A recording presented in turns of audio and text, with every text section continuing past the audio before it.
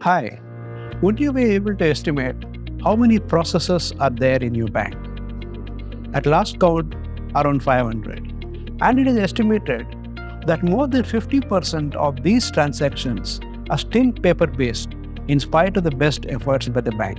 I am Mohan, and I want to talk you through some of the reasons why the processes in a bank are still manual and paper-based.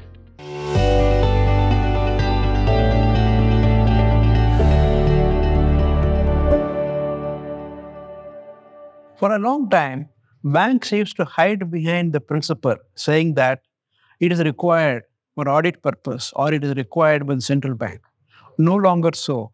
The central banks and the auditors are okay with soft copies. Hence, it may be sometimes easier to change your paper process and your workflow is maintained manually rather than change the system in your core banking system.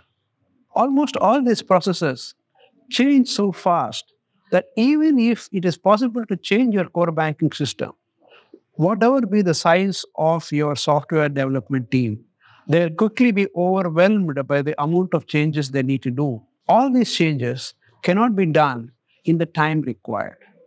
So imagine if all these processes can be automated by the system. Almost all processes are workflow driven in the bank. And in most cases, if the form is on the system knows most of the data. It can be auto-filled. And if a certain set of criteria are met, then you don't have to fill it again, and then you don't have to get it approved as well. It can be auto-approved. So with all these benefits, banks should be making most of these processes automated or even eliminated. And this is where softwares which are easily changeable, dynamically changed, or immediately changed, even by the end users themselves, or even written by the end users themselves, platforms which use workflow as a low code, no code platform, and they use concepts like citizen developers.